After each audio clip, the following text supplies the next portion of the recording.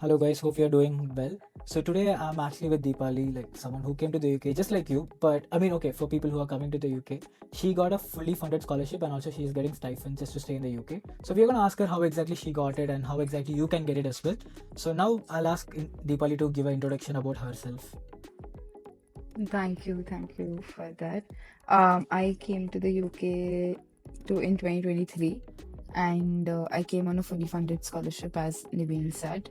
And I did economics and marketing from the University of Reading. So the scholarship that I am on is Felix Scholarship, which is only for three unis, which is Oxford, Reading, and SOAS. And I chose Reading because my course was there. I applied to a lot of scholarships. I applied to Commonwealth as well. I applied to LAFRA's 90% scholarship as well, and I got the LAFRA one as well. But then I had to make a choice that I chose the Felix one because again it was paying a very generous stipend every 3 months, which again was a factor that can't be overlooked upon. So here I am. I did my masters and now I'm working at a startup in marketing again. Done. Congratulations. And so basically, what were you doing? Like, what did you do for your bachelor's? And let's say you like, when did you start off doing your master's? Because I don't think your schedule will be a bit different from someone who else is doing. Because I don't think people would have researched more about scholarships and stuff. But Correct. So I completed my schooling in the COVID batch, and after that, straight after that, I did BCom honors from G's and Mary College, Delhi University. So 3 years there. I graduated the 2023 batch, and then I worked. Oh, I graduated 2023 batch, yeah, and I worked for a year at PwC in marketing.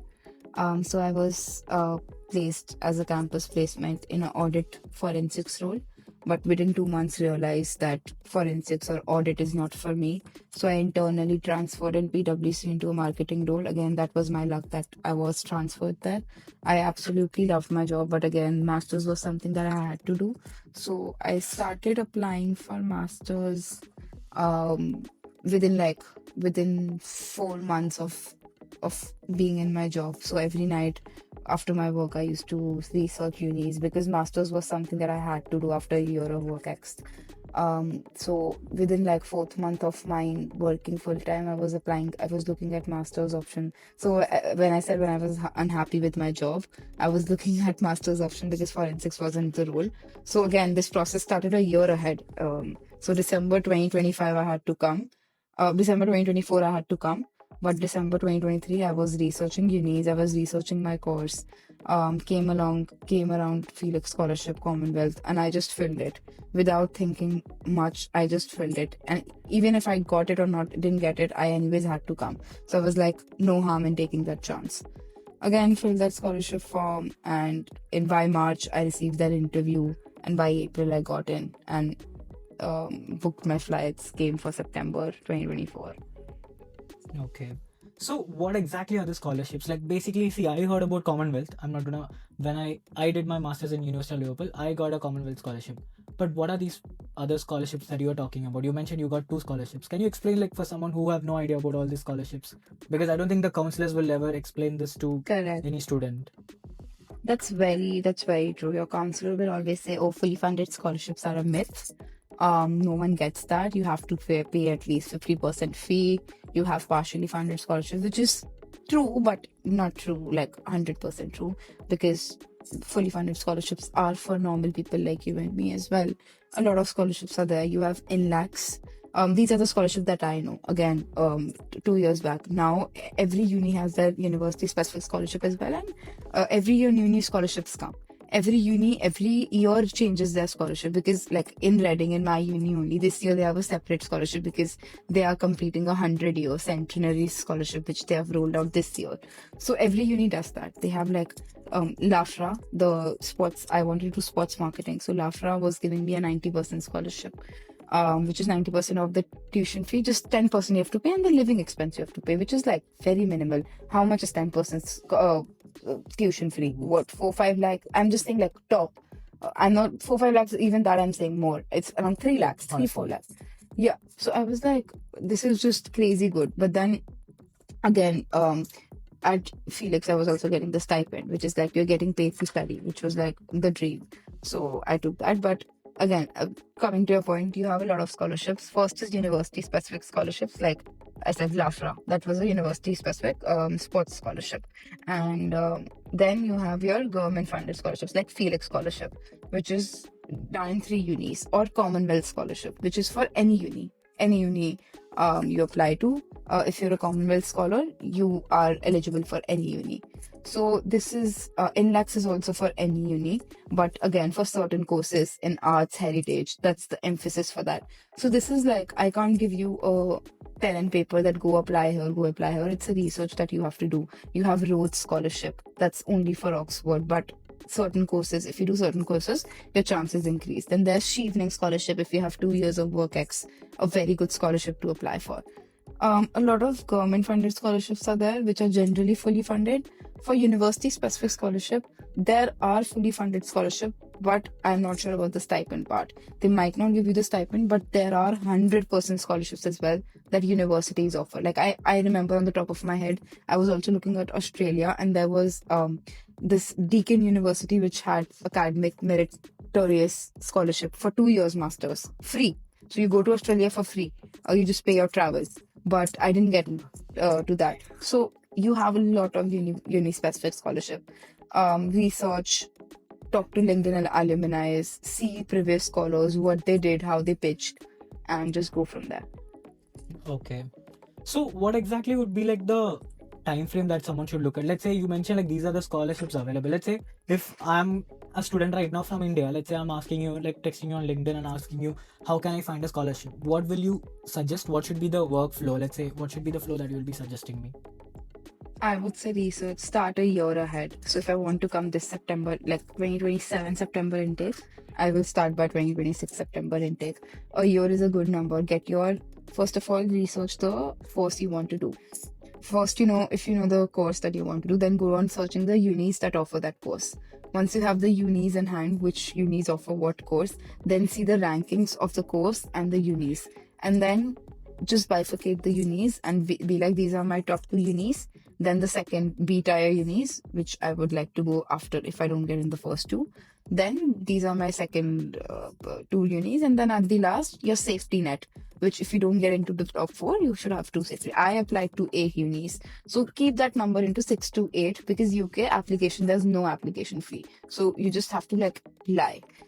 So I applied to 8 unis. So keep like that, like to 3 major unis or 2 major unis, then mid-tier, and then safety net unis with your preferable course. And then go on seeing university-specific scholarships and do apply to Schevening, Commonwealth, Felix, INLAX, which is like government funded. That is for all the unis, so it doesn't matter.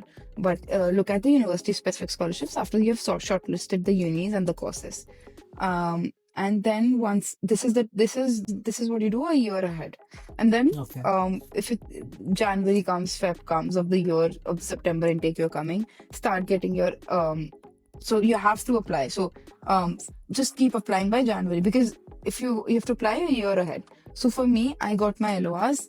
Like for example, if I have to get in next September intake, by a year ahead, I had my LORs, my SOP, what I want to study, why I want to study, and all my documents in a PDF form, like my extracurricular, my academic transcripts, LOR from my work, LOR from my college, any transcript that 10th transcript, 12th transcript, uni transcript, everything was zipped in a PDF, so that as soon as the portal opened, I applied. So December, January, February is the peak time of when your scholarship applications start, which is like a year ahead. So Okay. preparation is needed like around 15 or 12 months ahead time. Okay. So how exactly, like, is there a specific area where you can find the scholarship? Because when I was applying, I never saw there is a scholarship. Unfortunately, you'll find a lot of counselors, you'll find a lot of study abroad consultants that will offer you this uni, that uni, but there's no specific person that's guiding for scholarships. There's no particular portal. It's just very haywire. You research, you see all the scholarships, but till date, there's no a good website or a blog that I can say, yes, that this blog has all the uni scholarships, because I think it's very dynamic as well. Every year scholarships come and go. Every year there are different scholarships. Some scholarships shut down, some scholarships open. So every year it's very different. Okay. So when you apply, do you have to fill in anything specifically in terms of scholarship, or the university will contact you like, oh, we are happy to provide you with a scholarship? What exactly will that look It like? depends. After your application. Every year that depends. So from this, when I was there, when I applied, after getting into Reading, I had to go to Felix and then apply to Felix. But Reading didn't mail me that go apply to Felix. I knew that Reading had that. But now, that's what people said, that SOAS and Reading have a Dropbox. So as soon as they apply to Reading, they get an email that apply for Felix as well. So which is a good thing that they have done. In Oxford, while you're submitting your application, you have a Dropbox. You also want to opt in for Felix scholarship. So they don't have a separate application. Within their application, they can opt in that they want to apply for Felix. And then if they like their application, then they are just practically clear the first round of application, and then they're invited for the interview. So it's different with different unis, but Commonwealth Evening have their separate application. Their portal opens, Sakshat portal, which is for Commonwealth, and they will ask you that which all unis did you apply. For example, if I say I applied to LSE, they'll ask in which there will be a drop down that applied or like got an offer, conditional, unconditional, whatever your case is. If you have been offered a place, you write offered. If you've just applied, you don't know, just say applied. So most of the government scholarships will have their separate application, but university specific scholarships will not have a separate portal. You will be automatically opted in, most probably. Okay. But then again, it depends. Okay. So what is the interview process? So okay, let's say now you got into this Felix scholarship. What will be the interview process? And also I heard that you have to go back to India after your studies. Is there something about no PSW, something like that?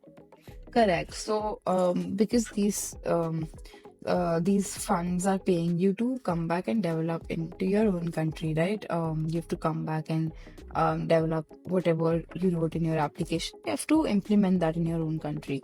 So, if you're applying to government specific scholarships, you have your why. Why do you want to go out? For me, I had a very clear why that I want to contribute to the sporting infrastructure in India. So obviously they want you to come back. But then for me, because I got a job and I was like, I want that experience. Maybe after 1 year or 2 years or like 6 months, I'll come back, which is still my case. I don't want to stay here more than 2 years because I have my very clear why that I want to build something in India. So I just asked my panelists that can I get an NOC to stay here for few more months, or like can I apply for PSW? I want to still work here, even because my bigger goal is still linked through here. And they were very kind enough to give me a non-objection certificate through which I can stay back. So when you get the scholarship, you sign a clause that you will come back after a year. So you can't apply for your PSW until you have a no objection certificate from your scholarship committee. So you generally get that NOC if you are planning to do a PhD, or if you just find out a way to get an NOC. For me, my why was clear, so my panelists gave me scholarship committee gave me that NOC. Okay. So that's So how it varies. it varies. So it depends upon your committee, cause, your committee and your objectives, like what exactly is Correct. your goal and how. Correct. Okay. So you haven't told about the interview, like okay, so what Oh, exactly yeah. will they ask in the interview? Sorry, I forgot that question. Yeah, so interview is Okay. my interview was very bad. I remember crying after my interview. Honestly, I remember crying after my interview. I just shut. I had a room. I was like shut, and I was like, for 2 minutes after my call, after that interview went over, tears rolled out of my eyes. And it was just not me. Even the other people that got the scholarship had the same experience. Because the first time we met, we all were like ranting about how bad the interview was. So I'm just giving you, if you get into the interview stage, great.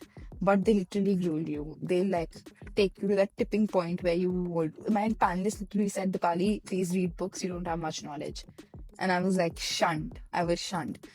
Interview was more like they were focused into how many academic papers I've read, how much knowledge I have regarding that subject, the subject I want to study. But again, they'll know that you're not the subject matter expert, because obviously that's why you're going to do a master's, right? If you were a subject matter expert, you wouldn't do a master's. So they would look at the zeal you have and how you will contribute back to India. So for me, I had a very strong zeal to contribute something in sports. So that's why I was like, Okay. there were 4 panelists. One will be an alumni, like a Felix alumni, and the other 3 will be like professors.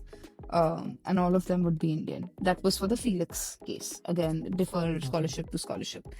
And yeah, they asked you about the subject, very specific questions to the subject. They see your character, how you respond, your communication skills. They see like how any job interview is, but the only difference is they see your zeal, your enthusiasm to come back and contribute to India. Okay. Yeah, got it.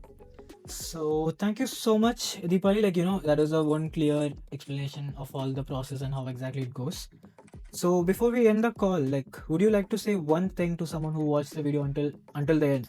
There is something that they should keep in their back of their head when they have to get this 100% scholarship. I still say be very clear with your why. How will you impact India when you come back? This is the thing that people miss, and this is the thing that didn't get me selected for Commonwealth as well. I applied to Commonwealth, and I was very sure that I'll get in because few of my friends read it, few of my Commonwealth scholars read it.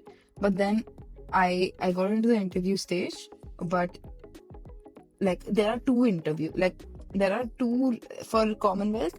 You have to pass the pre-screening and then screening. Like there are 2 sets of applications that first it gets into the government and then some Sakshat portal. So there are 2 portals wherein your application goes through. So and they wanted some clarification regarding my application. So that was a good sign that they're considering my application. But still they didn't call me for interview. I was very heartbroken by that point. I was like, shit, I was really rooting for Commonwealth scholarship. And I sent this application, and a person that got the Commonwealth before, he told me that, Deepali, I don't know how will this impact India. Like you say that you want to come back and freelance, but why should I pay you for you to earn money while you come back? Like it doesn't make sense. Why would I pay you to? So that was I swear, that was like, at that moment I realized, no, I have to make it a very clear why. And then after that I applied to Lafra, and after that I applied to Felix, and both of them I got in, like for the interview stage. So I think that was a revelation which whenever I read another SOP, I still see that's missing. That link, how will you impact when you come back? That's that's the missing piece that most of the scholarship or SOPs lack. Okay. Thank you so much. One line, just one word answer. No more, yapping. No more. Okay. How much was the stipend you got? If you can't tell a specific number, give a range. 28. No extra words. 28K a year. 28K a year. 24 to 28K. This year it's 28K. Okay, fine, good. That's it. Okay, Pounds. guys. I hope you guys. It was good. I mean, so basically, like before we end the video, guys, I mean, Deepali and we had a chat, and Deepali did mention it. We wanted to keep the video till at 8 to 10 minutes, and of course now the video is like, I can see it's like 20 minutes dot. I said I yap a lot. I gave you a fair warning. I actually gave you. Yeah. So yeah, guys, in case if we missed something, just drop a message in the comment, like drop a comment. So hopefully we will be able to do one more video, but in person, hopefully the next one. Now we are like in different places, we are doing it, but yeah. So thank you so much, Deepali, like for responding and planning. We planned it and we did it like straight away. Hopefully this video will be out this week, and let's see how it goes. Bye bye, guys. Take care. Thank you. Yeah, let me stop.